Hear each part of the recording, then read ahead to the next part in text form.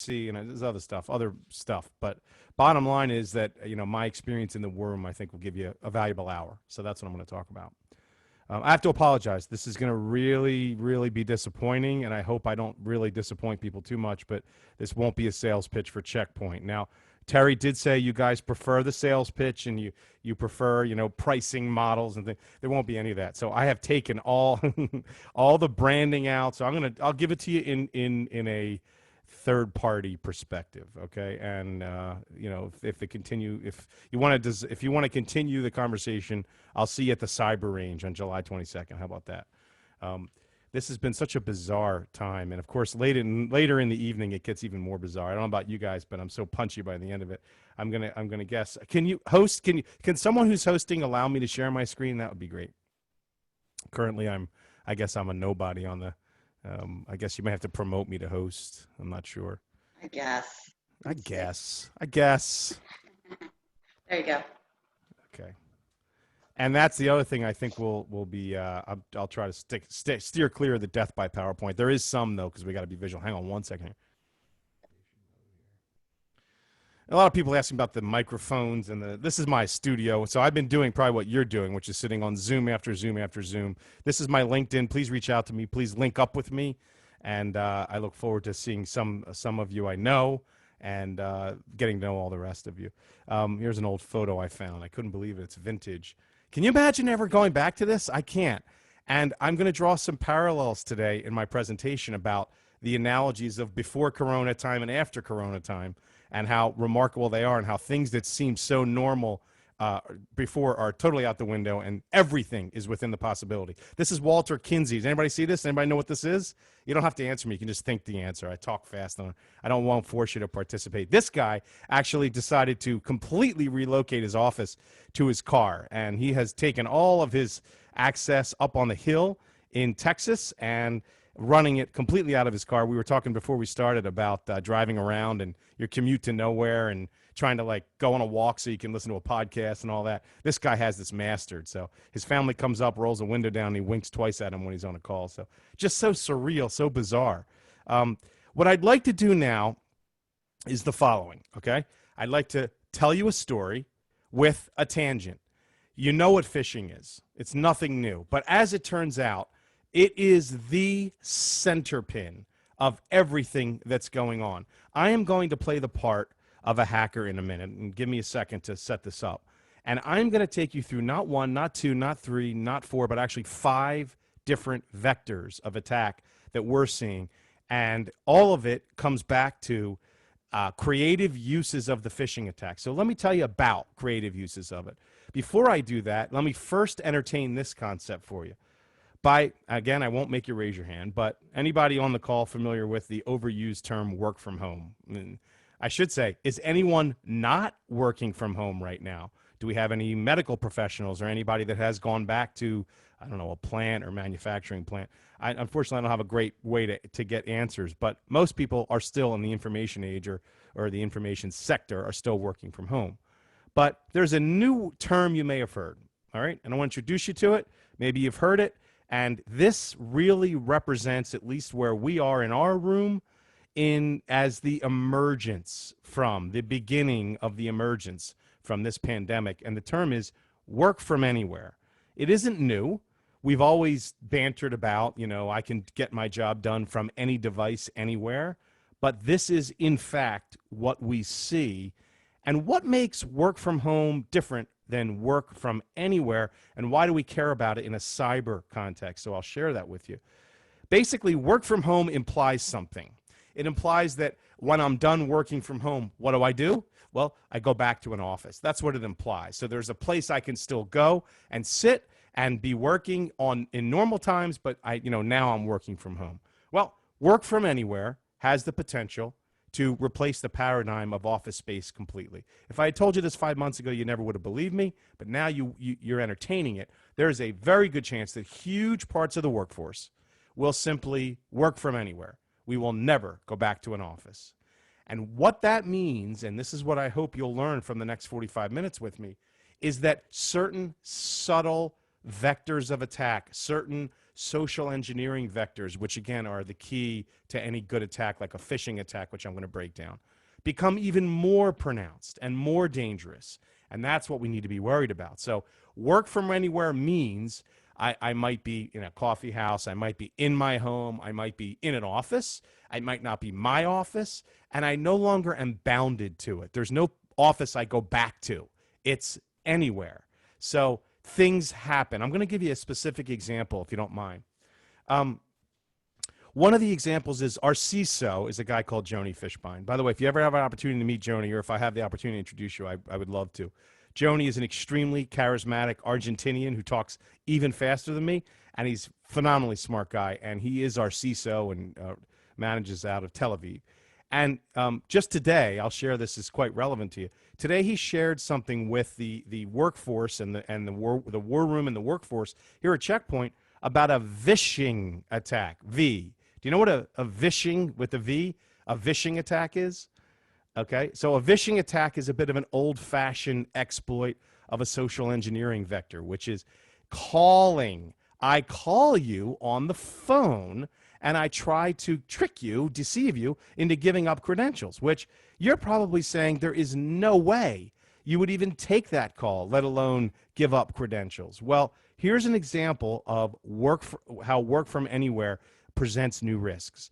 People are taking calls about things, about what seem to be legitimate causes. For instance, if I know who you work for and I impersonate your employer and I say I'm calling for, some kind of corona or COVID reason, training, your healthcare needs to be updated, I'm posing as your HR department. Those kinds of things seem much more outrageous, but now not so much, because work from anywhere means there is no office. It's just me and my mobile device.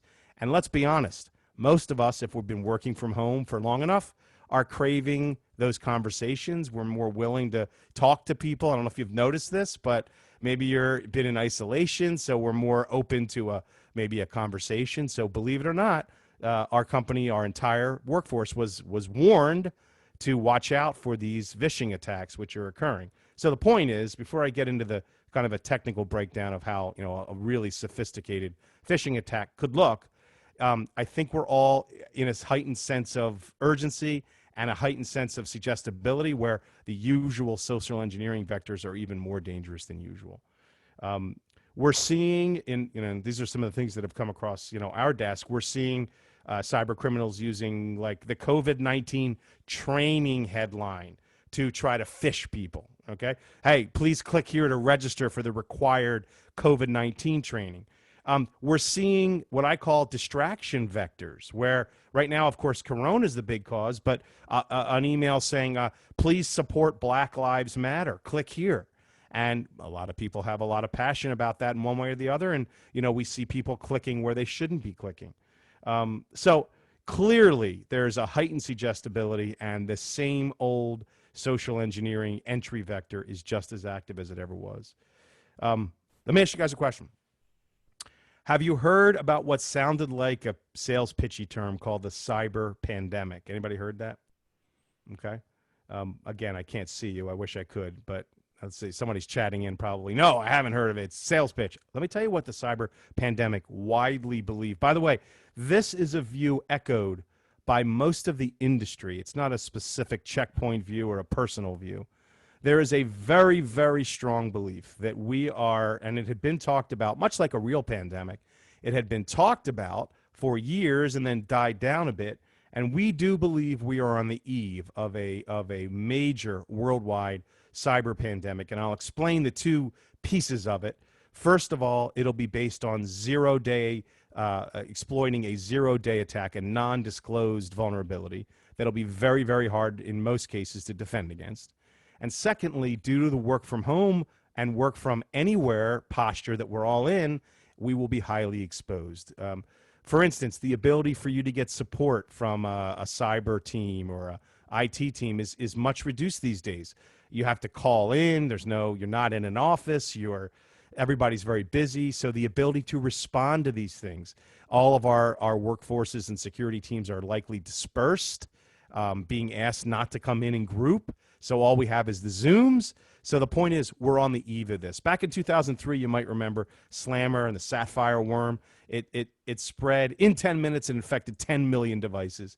And that is like 6 generations ago. Can you imagine how quickly that could happen? So hopefully the table is set for, I hope you guys feel at least like from globally what could be happening.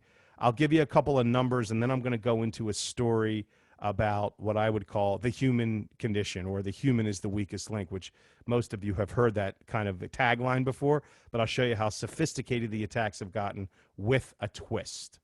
Hey, Brian, this is yes, Terry. sir. Just want to check. Is there a PowerPoint we're supposed to be following along here? Because I'm only seeing the one slide. You absolutely are looking at the one slide. I haven't started Okay. yet. I'm just talking. Imagine that. All right. Just speaking to you. Sanity. Nobody missed 38 slides. No. I'm a sales guy, so I'm always looking for slides. So You're always looking for slides. By the way, I'm sorry I didn't have enough slides. Okay. Hopefully you found that. Hopefully you found that informative. All right, let's get into a story. First of all, let me tell you something you might already know, which is 81% of all breaches that happen involve weak or stolen credentials. It's all about phishing, and that's really how we get those credentials. But there is wide confusion, or should I say lack of knowledge, on the number of ways that there are to get those credentials. Now, when I say phishing, what do you think of? And you could stop for a second, and you're probably thinking, well, I got my laptop flipped open, and I get tricked in an email, and I click on a site, and that's a phishing attack, right? That's conventional wisdom. What I'm going to show you today is all of the creative ways that the bad actors are exploiting multiple vectors in to compromise with phishing attacks, and generally how we might get around or defend against them using technologies, for instance, that my company offers, but there are others. So I'll try to keep it generic, okay? So here's another statistic for you. Let's talk about Office 365. I don't know, but I'm going to guess, with the exception of a couple of people on this call, most of your organizations are probably running Office 365. I'm just guessing. Call me crazy, right? And if it's not that, it's the G Suite, but I'm probably pretty close to correct. So let's focus on that vector just for a second and talk about how vulnerable it is. By the way, on average, companies with around 1,000 employees receive about 20 phishing emails a day that get by basic defenses. And I won't call any solutions out. So we'll just call it basic rudimentary defenses. There's usually about 20 phishing emails that get past them into the inboxes of your users for an organization of about 1,000 employees. Now you can multiply it up if you're bigger or divide it. And these may come in Office 365 on multiple different devices, mobile devices, iPads, desktops, laptops, you name it. So let's treat this, okay? Now, I've decided to take a new persona because it's, 7 o'clock at night. And I can be, tonight I'm going to be a bad actor. And I'm going to play that part. And we're going to tell a story about a guy called Robert Hoffmeyer, a fictitious guy and working for a company called hackme.com. And it turns out he's a high-value target. So he's the VP of strategy, right? And he's a pretty smart guy. So you'd think he could never, ever be tricked into disclosing his credentials. And my goal is to compromise his Office 365 environment one way or another and get at his credentials so I can send some emails, get some wire transfers, tell his administrative assistants that they need to transfer money, get at trade secrets, you name it. So I'm going to take you through his story, and in the middle, I'm going to show you a twist. So let's talk about the attack. First of all, you guys should know that the first step in any good phishing attack is to clone the Office 365 login page, which, as you may know, is quite a trivial task. Following that, I'm going to register a bogus domain and take a look at this domain name. Now, you know, the domain name is strikingly similar, not to you, mind you, because you're a cyber professional, so you're laughing right now. But average people look at this domain name down here and wouldn't do the conversion. They wouldn't see the transposition or the S and the C switch, or they just wouldn't see it, okay? So already we're on the right track. I would easily be able to find his corporate email address. All I have to do is find somebody in his company and mimic their format, or actually just go find him on the internet. That's actually one of the easiest things to do. And then I create what looks like a very legitimate email. But let's take a closer look at this, and let's see if even the naked eye can see what it is about this email that is bogus. Now, again, you're trained, so you're seeing it. You didn't need me to even show this to you, but I'll take you through it. The first thing we have is what's called brand-related text in the sender's name. Take a look at this. There's that 365 showing up, right? That's supposed to build trust with the recipient. They think, oh, that must be a valid, Office 365 thing. If it's sent to a senior person, if we reuse typical wording that you would see in a phishing attack, if the website link provided is a low-traffic website or it was registered recently, if the body text has certain keywords that are suspicious. All these things put together to you, to the naked eye, would immediately eliminate this and you would disregard this email. But it turns out that it's far from that easy for most people, not to mention we have developed over 300 more of these kind of heuristic checks.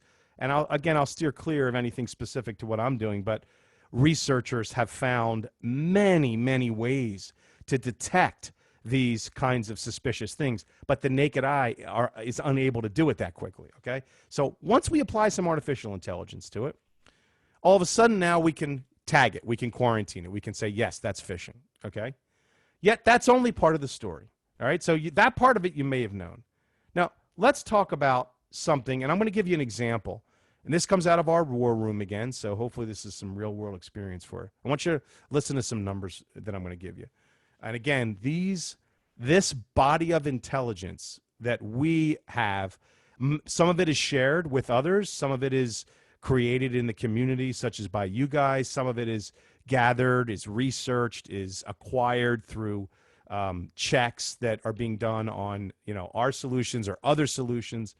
And I want to give you some of the numbers that form the body of intelligence, just so you understand the scale. Something like 500 million indicators of compromise in a database. Think about that, 500 million, whether it be hashes of files or sites that are known to be bad. 700,000 malwares detected a day just from us. Now imagine that taken across 30 different security vendors. Just do the multiplication. You're talking about millions and even billions of these things.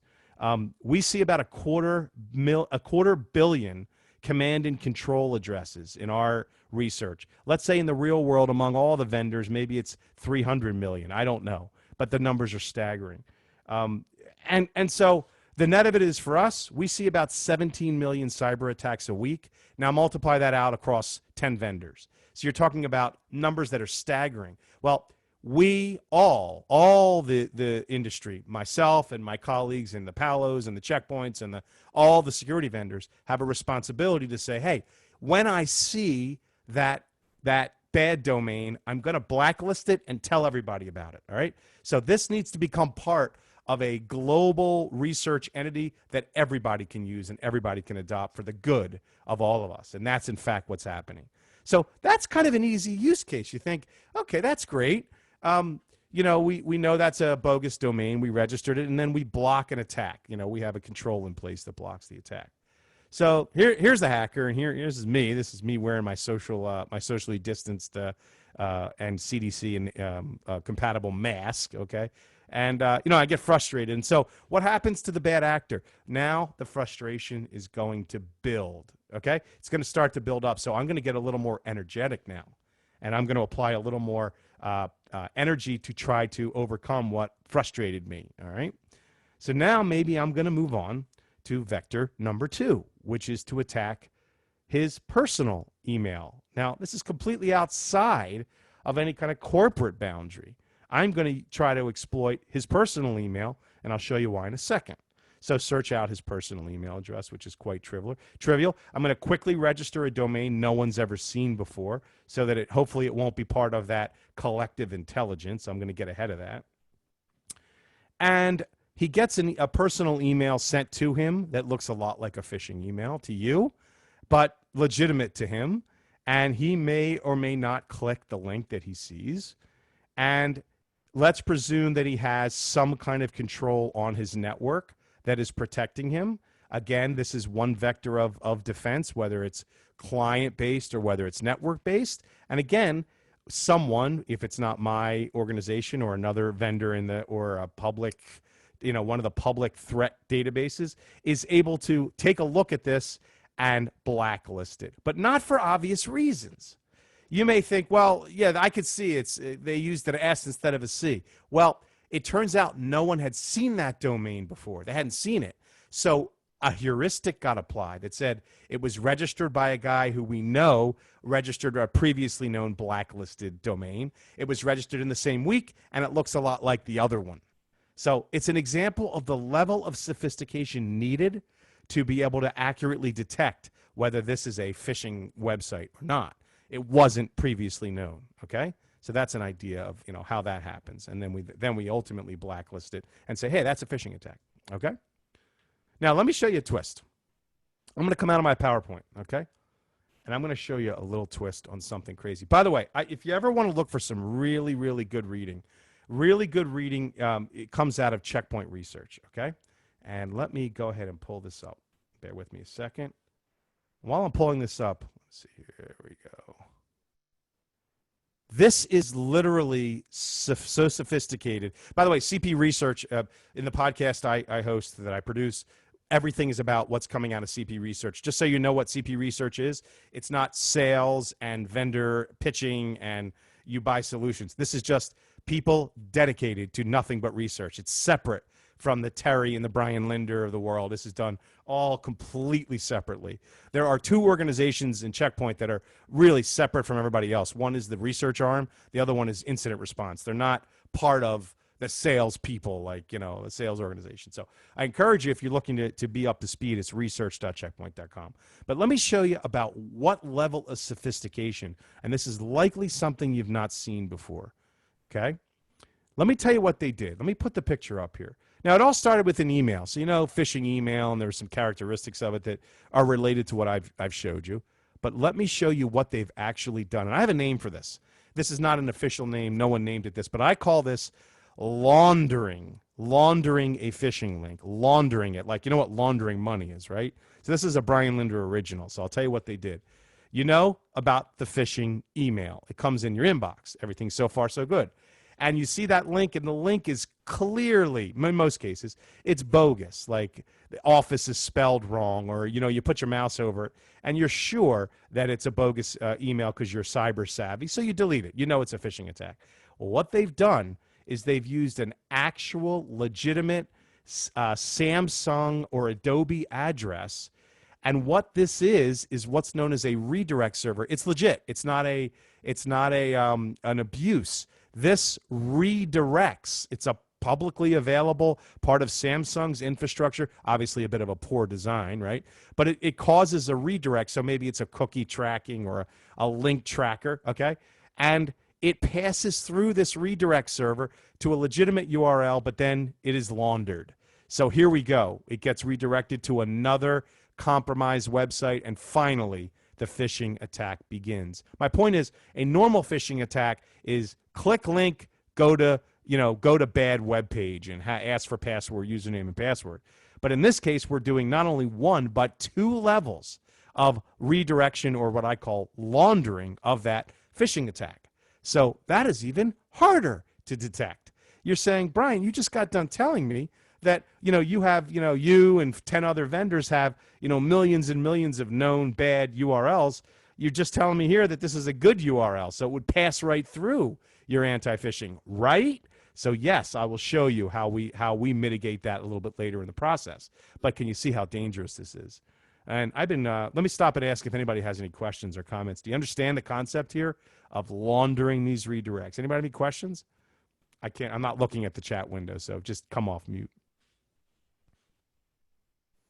Okay. Well, feel free to go ahead and interrupt me. So anyway, so that is what I call laundering of a phishing URL. Particularly hard to defend against. I see some people chatting here. Let's take a look here. Okay, we're back. Okay, let's continue. So we're only through a couple of the vectors, and you're thinking, oh, I thought a phishing attack was really, kind of a simple thing. Send email, trick them into clicking. How are we already at 3 different ways of doing this? I'm going to get even more sophisticated now. I'll show you this. This concept of registering a 0-day domain that no one knows about is a way to get around this notion of this database of blacklisted URLs in a phishing attack. And when that happens, what do we do? This is the question. You said, Brian, that was a great 15 minutes of talking about how you might classify a certain URL as black. That's great. What happens when somebody is successful in tricking 50 security vendors, and those vendors, no matter how good they are, can't pick up that domain, and it gets all the way to the point where we have arrived at a login page, and now we are well into this attack and we're at a bad spot, or are we? So I'll share with you mitigation strategy for this. As it turns out, we can look at a web page and look at username and password and all the related pieces of this, and we can heuristically determine whether this in fact is a bogus, non-committal, non-conforming, website, and it's getting late, and it's 8:15 or 7:15, whatever it is, and we can then tag it. We can physically stop it from happening. We can block the user from making the mistake of a lifetime, and we do it using many, many, many indicators. And some of them are, I think, unique to us, but the techniques, I think, are well understood in the industry. How they're implemented is unique, but there must be this way of stopping it if it reaches this point, okay? So that's a key piece of it. Don't let them key it in, and let them know that we saved them, okay? And that's called 0-day phishing, okay? By now, I'm the hacker. I'm getting very upset. I'm not happy at all, and now I'm growing even more committed and more energetic, and I'm gonna beat this guy. I'm gonna figure out a way to trick him, okay?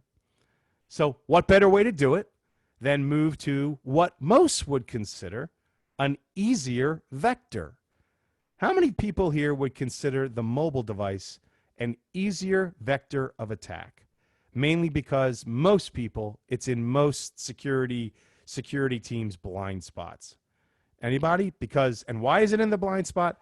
I'm going to go ahead and guess that nobody wants to be bothered or worried about it. And even though there might be a tacit understanding that mobile devices are, in fact, accessing company resources, most teams that handle network security, for example, or even Office 365 cloud SaaS security, aren't in the business of mobile, and maybe the mobile team is completely separate and the security team, maybe there's misunderstandings about it. Let me show you this. I would observe, Brian, that the mobile device, because it's somebody's personal property, we as information security professionals, we tend to try to shy away from things that, that's somebody's own equipment. I know there's MDM solutions, but we tend to shy away from people's personal property, so we overlook that. Because you don't want to own it, right? You don't want the problems. You don't want to worry about people's pictures, and you don't want to have anything to do with that, right? Am I right? I mean, that's a universal message. I agree completely. We see that constantly. You just don't want to. You don't want to be worried. You don't want to be assuming responsibility for somebody's bring your own device. Am I right? Yeah, that's exactly the observation I have. And we don't want to be blamed for somebody's photos being missing, or somebody's device that got nuked because they typed in a password wrong several times. But I think it gets overlooked because it's people's own property. It's as personal to somebody as their driver's license. No argument. We sleep with them. They're next to us. We run our lives. We might as well just surgically implant them, right? That's what we might as well do. But let me ask you a question. I mean, again, you don't have to answer it, but let me pose it to the group.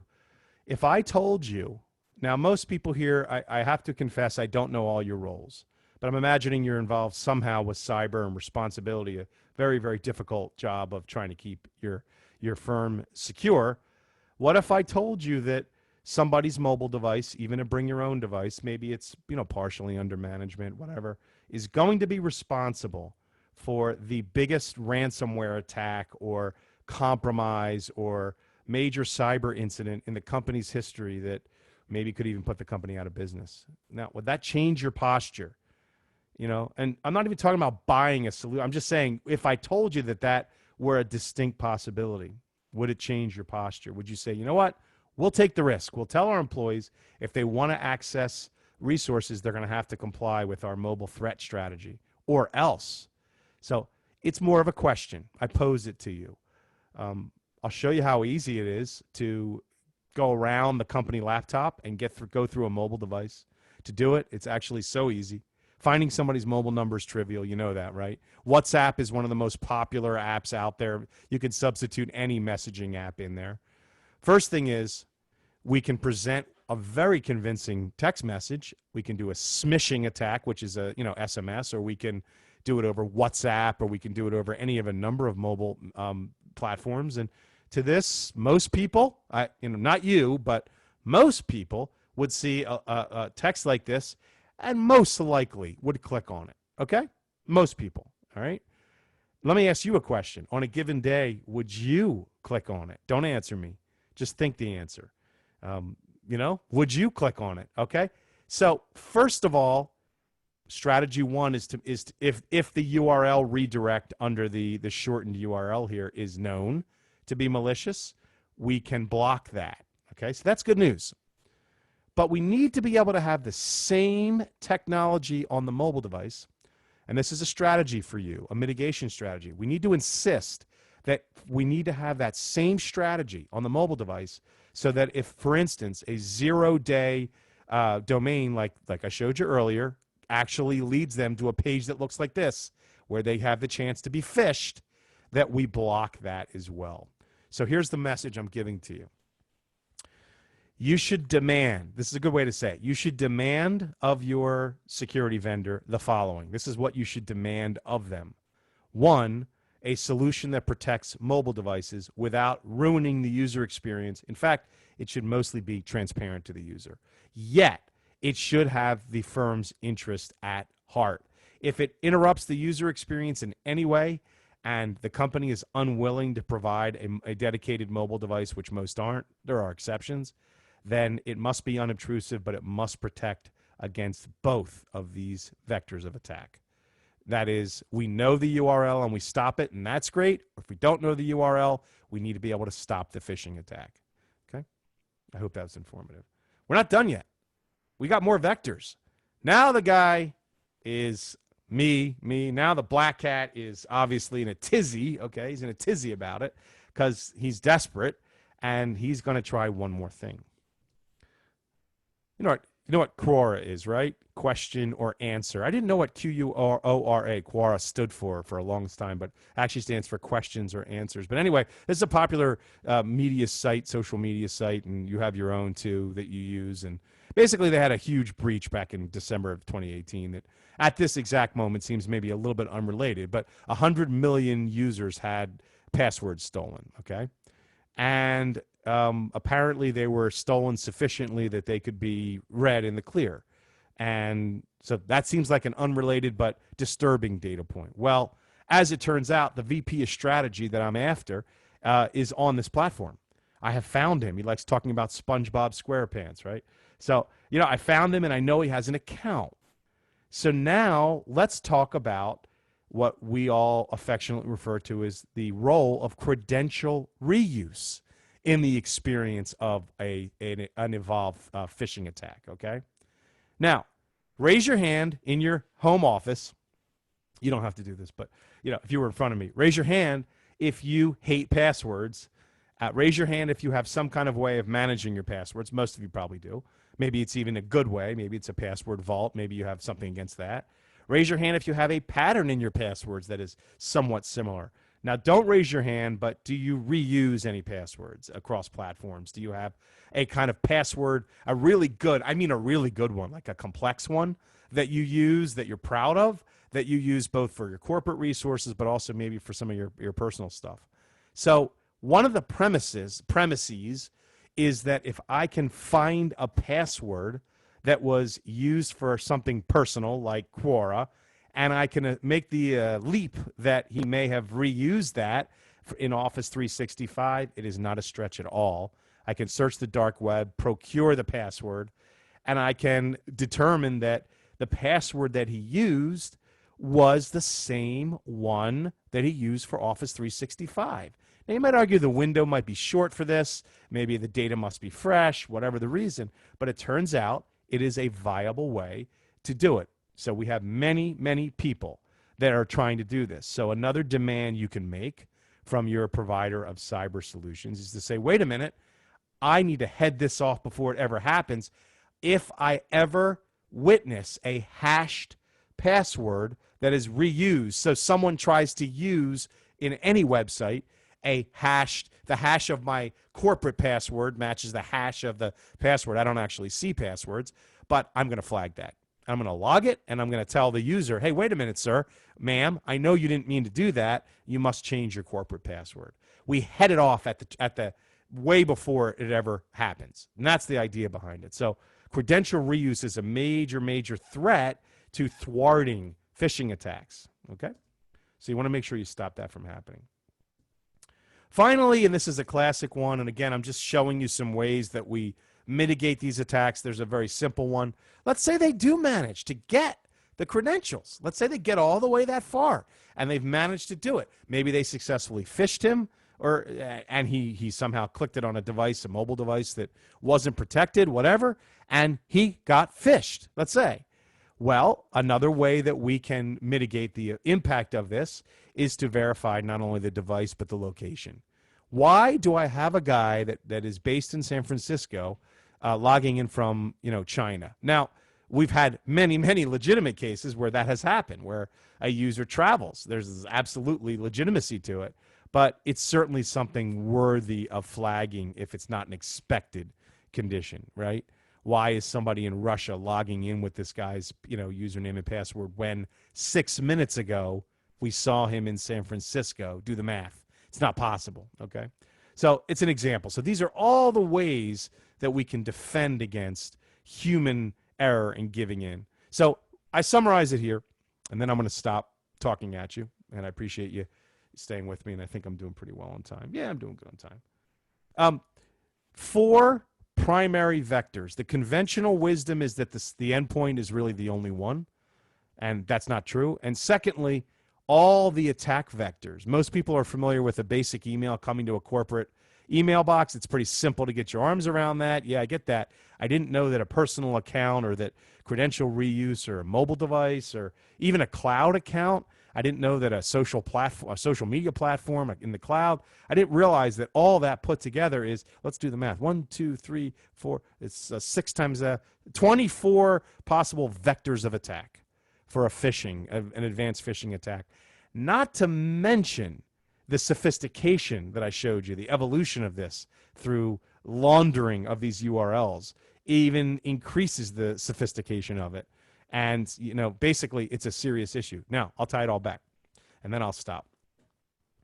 The point is that in Corona time and in work from home and work from anywhere, which I don't know about you, but I do see, obviously, some of us are coming out of it. Some of us are going back into it. I'll tell you, Checkpoint's position has been, and this is a funny word, so get ready to laugh, that face meetings must be consensual, which is a funny word because it references something else.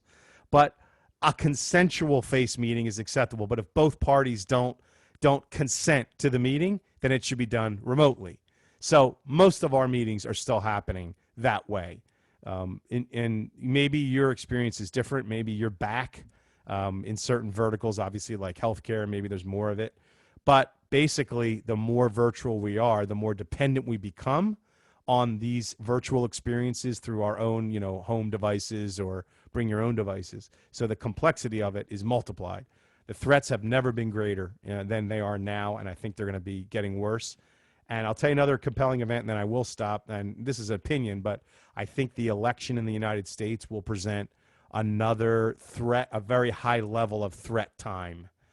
It would be a good time for a dark actor with ulterior motives, possibly even nation-state motives, to take an action that could be detrimental to the fair process in the United States. And I won't politic, but it'd be a very good time for somebody to try that.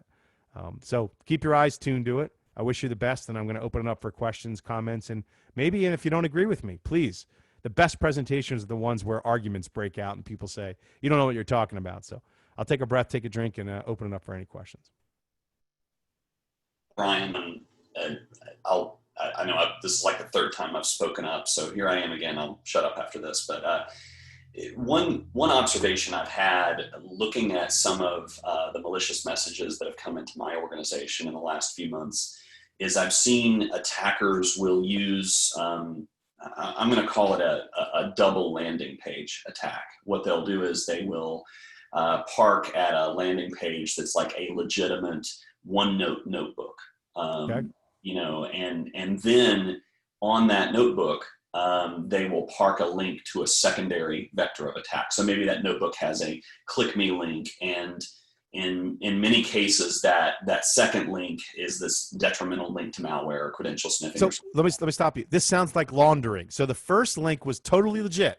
It's in the totally legit notebook, right? So the average person would never know. They would say, "Oh, that's a legit domain, right?" Am I right?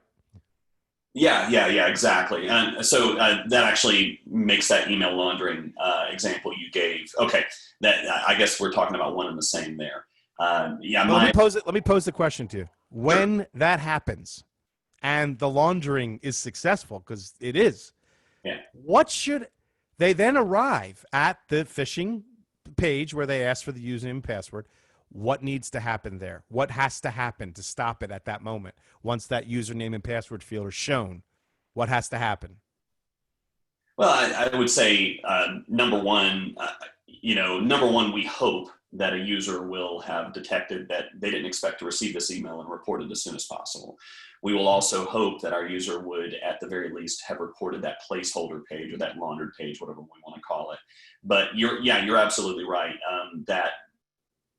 That page that's actually conducting the attack, that's actually sniffing for the credentials, we need to do that hash comparison, or we need to detect that once all of our defenses have failed, and our training of our user, be it as it may, we train our users, we try to tell our users, we waterboard them, we do whatever we can. Waterboard? You waterboard them? No, Hang on. I want to stay on this for a second. This is good discussion. On a scale of 1 to 10, how much do you think a fairly well-trained user with a reasonable amount of training and good heart, they obviously want to do the right thing, how much credit do you give them on a scale of 1 to 10, where 1 is couldn't care less and would click anything, 10 is completely hardened like you guys would never in a million years click it? Give me a rating of the average user in normal time. What do you think? Any organization, corporate world, or are we talking consumers? Okay, let's say corporate world. A 5. I would say a 5. Okay, a 5. Okay. What about consumer? This should be good. I'm going to like this. I would say lower, probably 3. Okay. And when I say that, first of all, I see that this is still recording. So if anybody's watching this, I expect my organization to be a 9 or a 10. Definitely solid. But anyway, I know that there's a lot of moves in corporations to do some kind of holistic security awareness training. But what I'm getting at is I think that what you bring up, especially in that last slide, it helps really explain the need for defense in depth. You train your users, you try to get them to detect it as early as possible. You invest in your perimeter, you invest in your endpoint, you invest in your email security. Because with all of these vectors of attack, you really have to make sure that you're protecting everything. Let me give you an additional data point that you're not going to like later when you're like, brushing your teeth before bed. I'm going to tell you what it is. This is opinion, not fact. So this is, my observation. This is not a fact. I think Corona time and COVID time reduces your numbers by about 10 to 15%, even for your most savvy users. The other day, I was invited to do a TV spot for a ridiculous thing in Indiana on the ABC affiliate, and they talked about it's so ridiculous, so you can laugh. It's stretching your dollar. You're like, what are you bringing this up for? I'll get there. So anyway, the whole idea was to explain how there was a lot of vulnerability in unemployment benefits and how heightened the sort of, or should I say, the lack of attention being paid when you get an email that says unemployment benefits. Let's assume you have people that are affected by this, all right?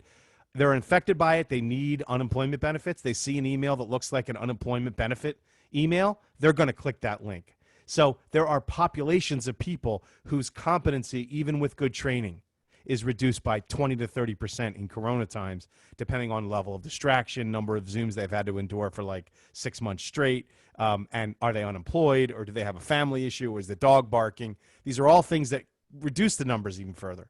So you're dead right. And it's a really serious challenge we all face. But thanks for the participation. I appreciate it.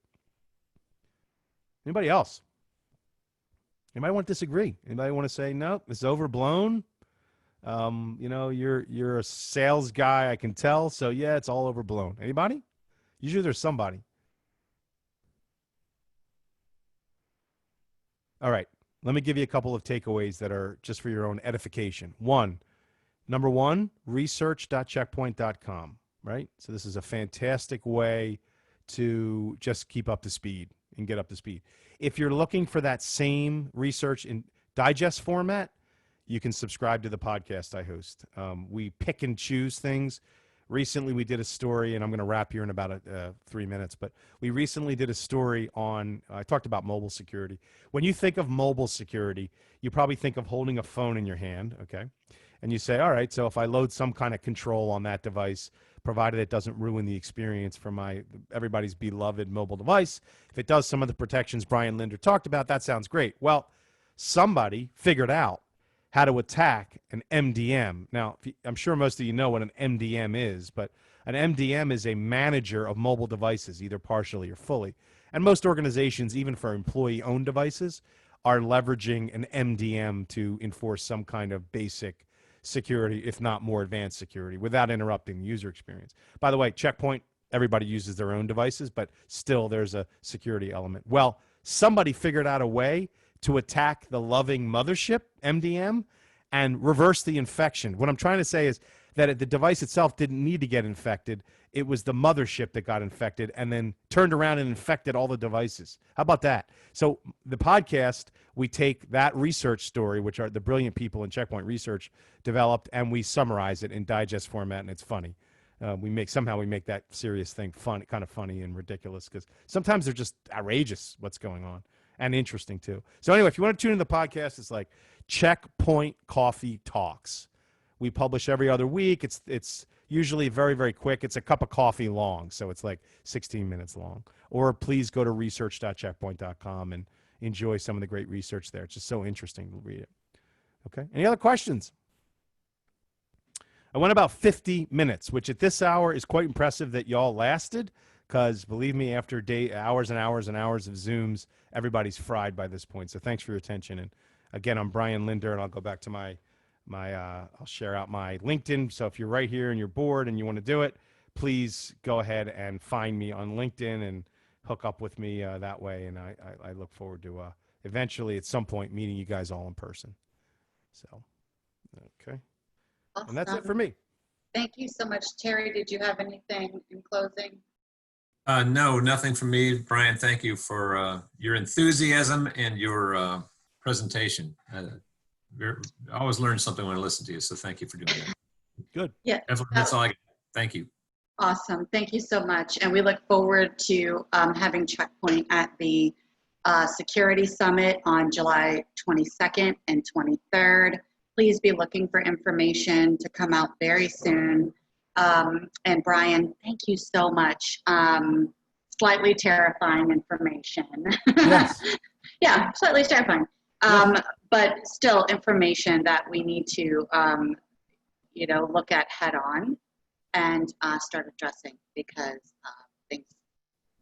things are getting real. So we really appreciate you coming. And if anybody has any questions, please do not hesitate to reach out to us, the board, or really anybody, Andrew, Jeff, Diane, myself, even Robert. Robert can help out and direct you to. Keep volunteering me for stuff, and I'm trying to run away. I tell you. Right, right. Well, a lot of people know how to reach you, so you can just be like, you can just pass us on. Anyway, I can't let you go, Robert. I just can't. Okay. So I'm still around.